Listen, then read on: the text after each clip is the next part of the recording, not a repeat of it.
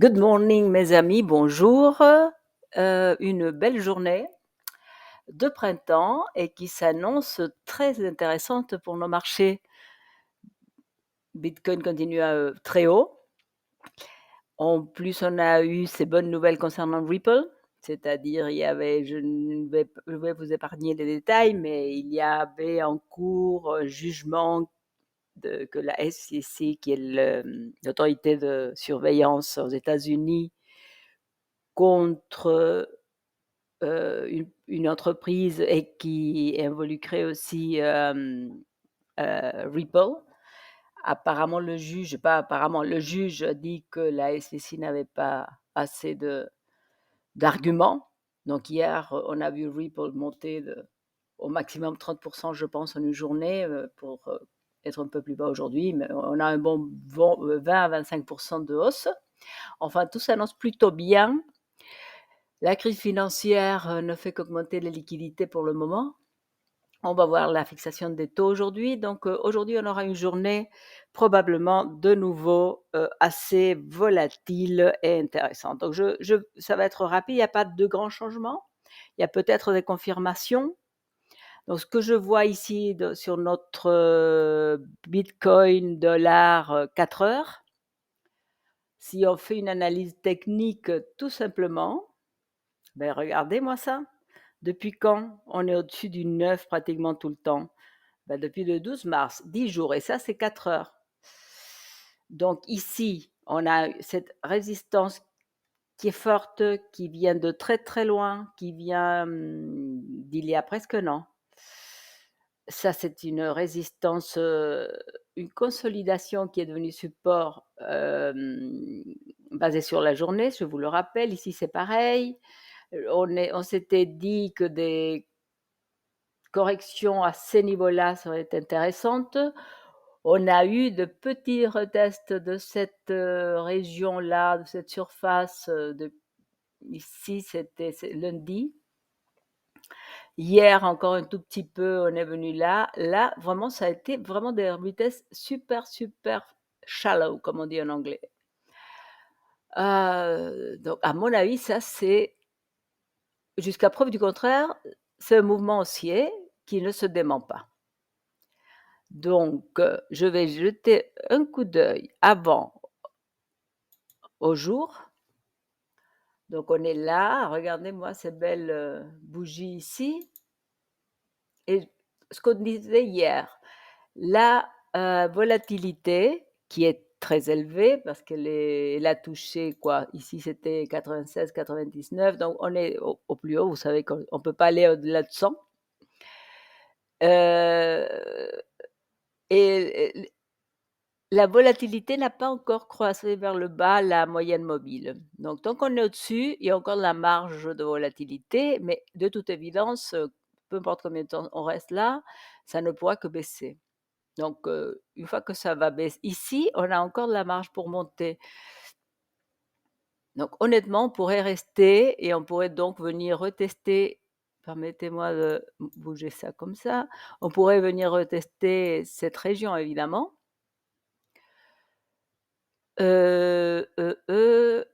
Pour ensuite probablement baisser ici, baisser là et avoir une consolidation un peu plus longue. Mais pour l'instant, il y a de la marge pour la hausse. Donc ça n'a pas changé. Et ce qui a changé, c'est qu'on se rapproche du moment où on va consolider un peu, clairement. Donc ça, c'est ce que je voulais voir de nouveau en revenant en arrière. On va regarder les indicateurs sur le 4 heures.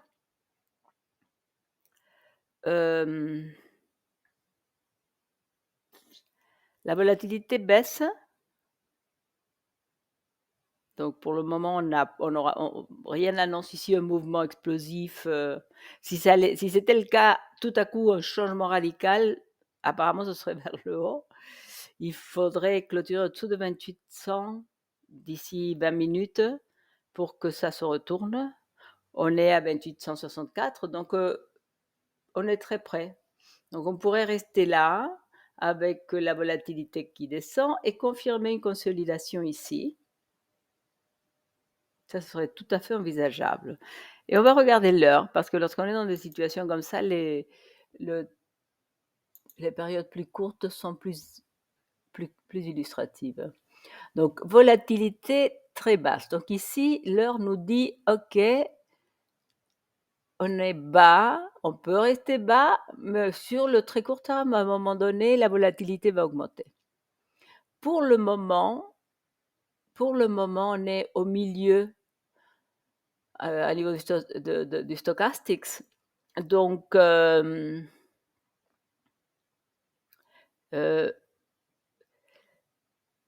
je dirais que si je regarde le positionnement du stochastique avec le type de volatilité, je ne m'attends pas à avoir des mouvements très forts.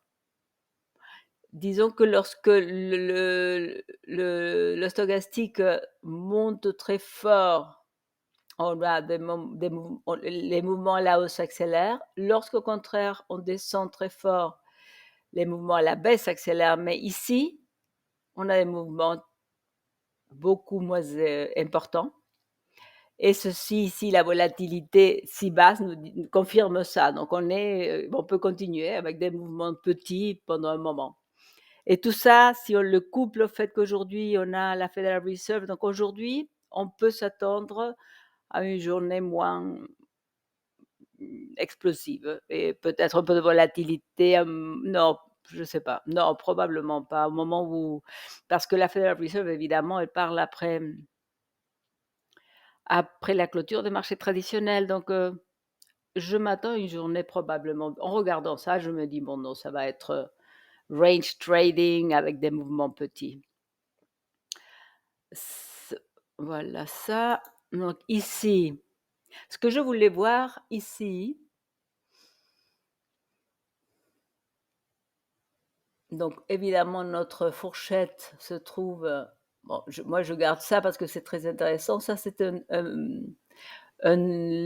dernier low avant la chute importante. Donc on est en train de retrouver les niveaux qu'on avait au mois de mai de mémoire 2022.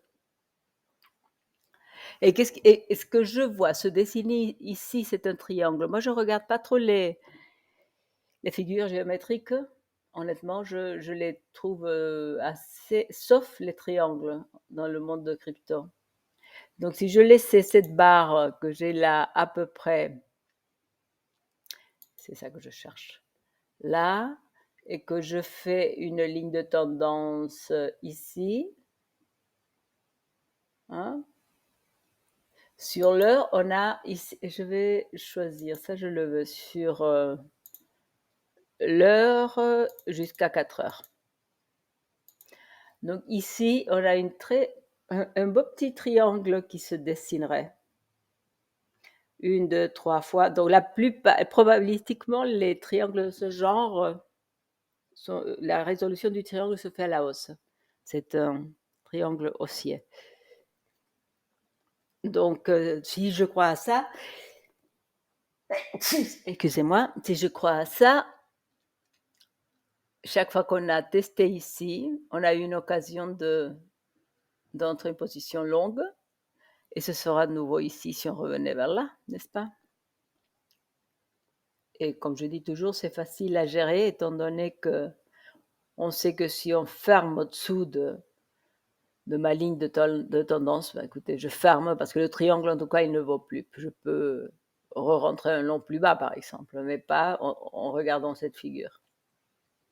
Donc voilà, aujourd'hui, tout ce que j'ai à vous dire. Continuez à me regarder. Je vous remercie parce que j'ai de plus en plus de vues et ça, c'est très encourageant. Je vous répète, je suis ouverte à toutes vos questions. Si vous voulez avoir des shows live pour poser des questions sur un chat, n'hésitez pas à me le dire. On peut trouver des horaires pour le faire. Et ben, écoutez, bon trading et à demain. Merci beaucoup. N'hésitez pas à liker mon YouTube et on se verra pour de nouvelles analyses techniques sur Bitcoin USD, BTC USD demain et les journées qui suivent. Au revoir.